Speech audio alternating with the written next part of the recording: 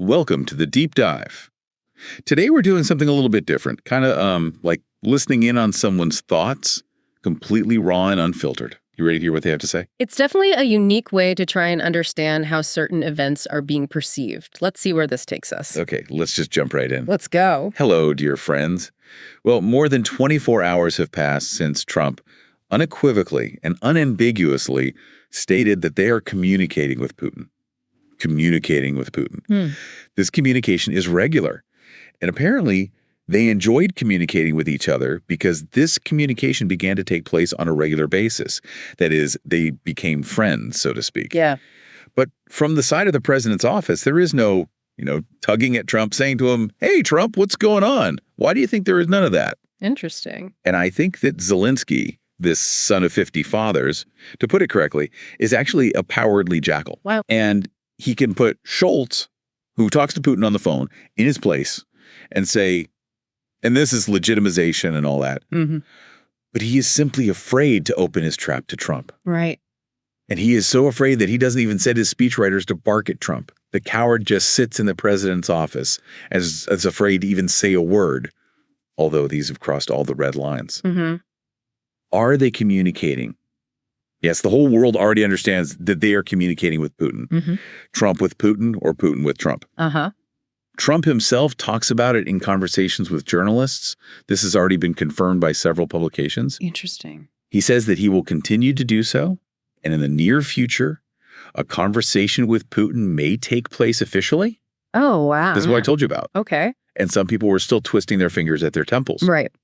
I said that they are communicating and coordinating an official conversation.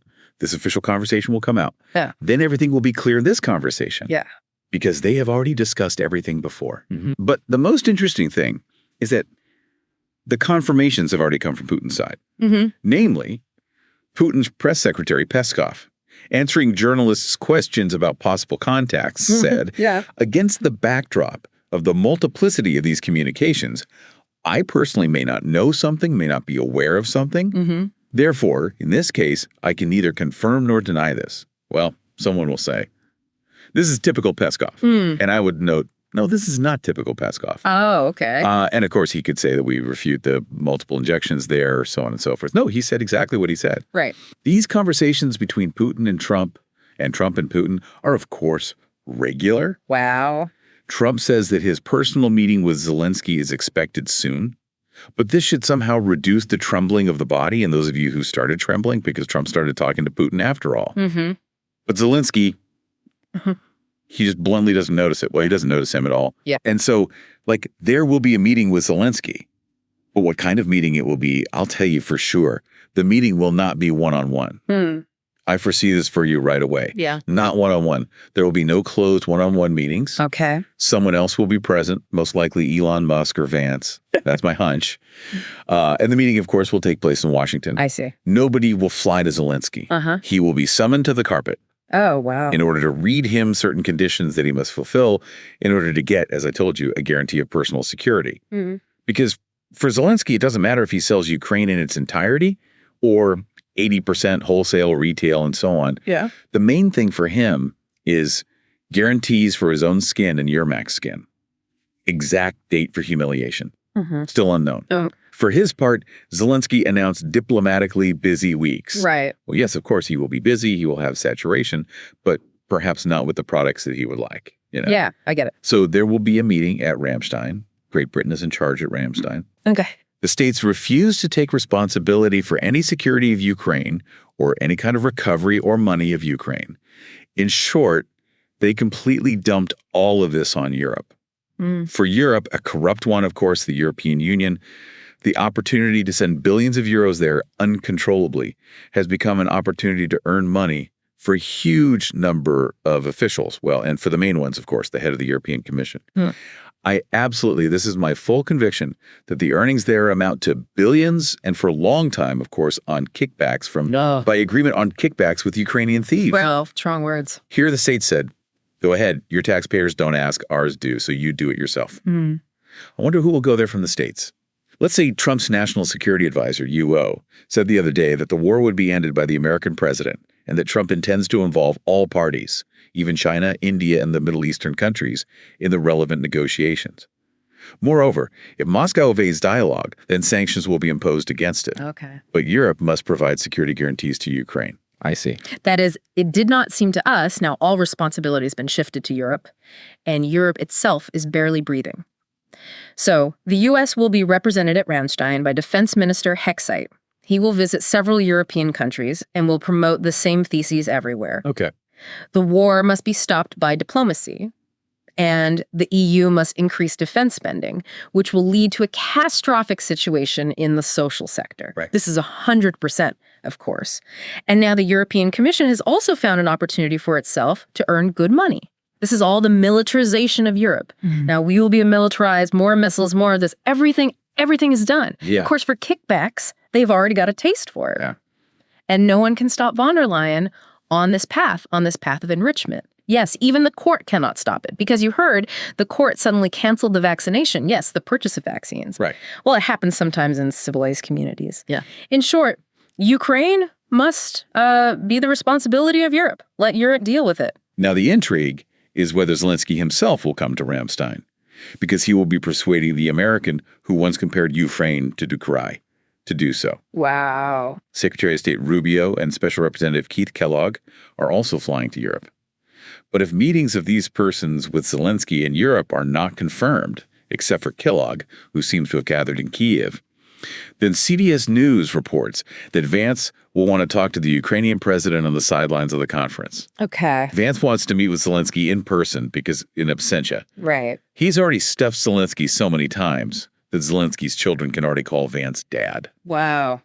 Okay. Because in fact, and he answered him too. Because he didn't believe in the Republican victory. He didn't believe in Trump's victory. So he answered him, also boldly. So I will be very interested in this meeting. Zelensky tried to teach the stupid Yankee types history, called the terrible idea of territorial concessions at the expense of Ukraine terrible. If the plan is implemented in life, then a global conflict will begin, and so on. Such a scenario would have no basis in international norms in the UN Charter. Yeah. In justice, this also does not necessarily end the war. Well, that is violation of international rules and all that. Yeah. This is what he tells people who know what Yugoslavia and Sudan are. Yeah. There was no violation of international law there, of course. Yes. By the way, what does Zelensky think about Canada as the 51st state? Interesting point. It is necessary to accuse Trump of reviving imperial ambitions. But he won't accuse anyone, of course. Again, I foresee that if he does decide to go, he will not leave Vance's side. He will obsequiously portray simply, the greatest disposition possible. Right. He will take Vance by the hand, try to touch his body, and so on, because Zelensky is so formidable in relation to his citizens, but soft and compliant in relation to those who can give him a kick in the ass. We are still more interested in what the notorious advisor Watts said about Ukraine. Recall that some media outlets, as if Trump wants to provide Kyiv with security guarantees in a peaceful settlement in exchange for a deal for rare earth metals for $500 million. It is this issue that he wants to discuss with the head of Ukrainian democracy in Washington, summoned him to the carpet. $500 million, we already said in the last video, this amount is fabulously small. Okay. This amount does not correspond to, anything. These are 3 buttons, 3 ringing buttons, 3 buttons that ring. This is what will happen, what the Ukrainian budget will receive for uncontrolled access, full access of Americans to all minerals that are in the land of Ukraine. This question, by the way, did not interest super patriots, who were also silent, as if they've taken shit in their mouths for almost 2 days now. Wow. Look, according to various estimates, the total assistance from Washington ranges from $77 billion to almost $200 billion. What kind of guarantees will these be? Yeah. Well, what kind of guarantees will the U.S. provide?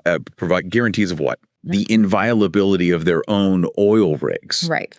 Us, in his latest interview, points out that it's Europe that should guarantee security to Ukraine, while Washington has another interest. Yeah. The White House is going to recoup its military spending through a partnership on rare earth metals, natural resources, oil and gas, and the sale of American resources. And here's a dumb scene. Can this be interpreted in any way ambiguously? No, it's unequivocal. Dumb scene. Why? Because for 3 years, they were told that the states and the civilized world were investing in the protection of life. Remember, they showed a soldier holding back, and those are going straight to attack Pennsylvania, Russian soldiers there and all that. Yeah. At the same time, they said that the West would have to, if not Ukraine, then spend their lives fighting Putin, and Ukrainian lives are cheap. This is very cheap cannon fodder. Wow. Some politicians did not hesitate to talk about it directly from that text, but the Ukrainian political establishment and the entire patriotic community were quite happy with these words too. Uh-huh. And now it turns out that these were not investments at all. But we do not observe a wide discussion in Ukrainian society on the topic of Zelensky distributing Ukrainian wealth without asking Ukrainians about it at all. Right. Zelensky simply exchanges his immunity for Ukrainian resources. We do not see this activity. Perhaps this is due to the fact that the USA cut funding and now everyone is in grief and their task is to find money, and the money is given by the president's office. Therefore, perhaps they stuck their tongues and said. It turns out that people are now being forcibly mobilized. Contracts for young people are being prepared, not because the homeland is in danger, simply because Zelensky now has to work off every dollar invested by the states in Ukraine and in this war. Every dollar that was burned under the leadership, again, of the brilliant president's office in these idiotic offensives, in absolutely stupid defenses of incomprehensible cities, and so on. He burned these dollars because he is the commander. These dollars, and now there's nowhere to take them. But those who were taken on the streets, mobilized, must give them away. As a result, he may be allowed to run, especially since he himself assures that all people are against the elections. And you can generally just be at the head of state without elections. By the way, is there any injustice in the fact that Americans should have priority? Because they invested the most. But they didn't invest the most. We counted here on the spot. And it turns out that Europe gave more money than the Americans. Especially taking into account the latest squeals of Zelensky that he received only $100 billion there. Europe gives more, but access is given to the Americans because, they say, they invested more. That is, Zelensky demands that Europeans be involved in any format for resolving the conflict, but not in the material side of the issue. Right. And here, in all this, friends, we must clearly remember that the settlement of the conflict is not in the interest of the president's office. He has no such interest in ending the conflict. Okay. There's an interest in continuing the conflict, just as there is the same interest among European thieves. No, well, it's understandable that a huge amount of money can still be stolen there for the restoration of Ukraine. Well, This is also when billions will be transferred, and you will not understand where these billions are going, and they will be returned back by kickbacks. There's a scheme in place there. They apparently understood how the Ukrainian scheme works. They really liked it. They really liked it. yeah, Now they're stealing. So now they can't be stopped. I see. And others cannot be chosen because the head of the European Commission, for example, is not elected by anyone. Right. She appointed herself and appointed loyal people here. But the president's office still doesn't need the war to end. War is the best time to do your thing. And the most cynical thing about all this is how Zelensky tries to present squandering as a mutually beneficial partnership in joint development. Doesn't say. Once again, I will tell you 10 times so that you understand. No one from the Trump administration says that they will develop something together. Behind all this carve-up lies the recognition that all territories will never be returned. In an interview with Reuters, Zelensky rubbed in that only less than 20% of Ukraine's mineral resources are under occupation and only half of the rare earth metal deposit. Several times. This diverges from previous estimates, but now he is asking to focus efforts on protecting the most important regions, and the Dnipropetrovsk region, they say, there are already the most minerals there. Well, for a fool. Finally, I would like to ask, what happened to all the other points of the victory plan? Yeah. That is, this invitation to NATO, investment, restoration of the economy, tomahawks. Yeah, right. Why, out of all this, only one thing had to be implemented. Selling Ukraine for a pittance. Interesting. The very closed point of the plan that Zelensky wanted to provide there. Okay. Well, where are all the other points of the plan? Also, forgot about it. You remember, there was such a plan of Zelensky. No one remembers either.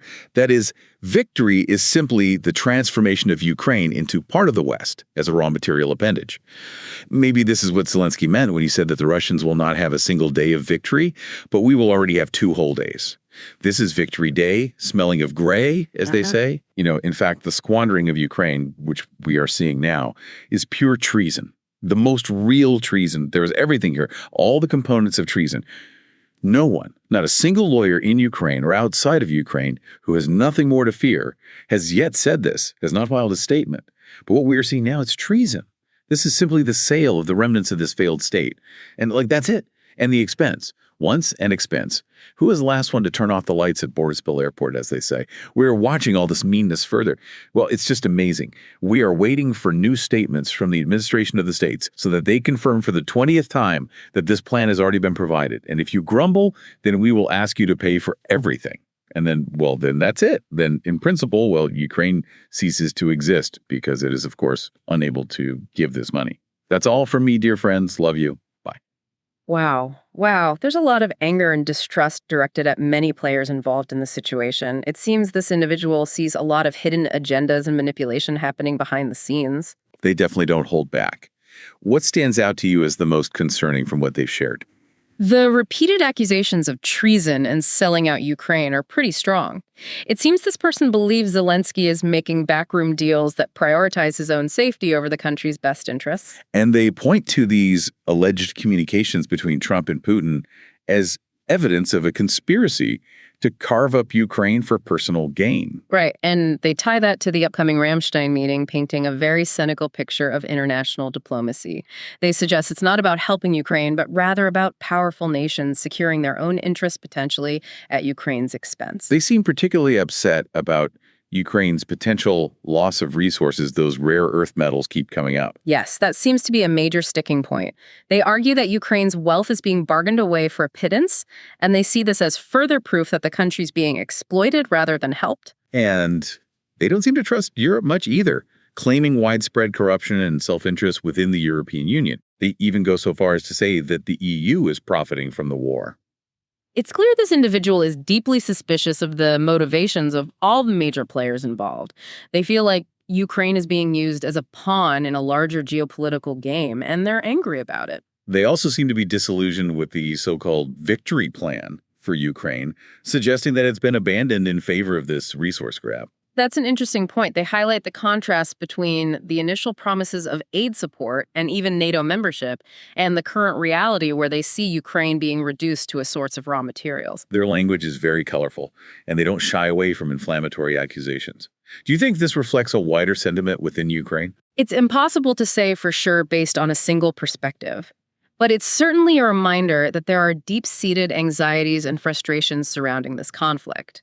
Not everyone will agree with this individual's analysis, but their anger and distrust highlight the complexities of the situation and the challenges of finding a peaceful resolution. They make a provocative statement near the end, claiming that victory for Ukraine seems to mean becoming a raw material appendage of the West. That's a pretty stark assessment. It speaks to their belief that Ukraine is being denied genuine self-determination and is instead being forced into a dependent role serving the needs of more powerful nations. They clearly feel betrayed by both the West and their own leadership.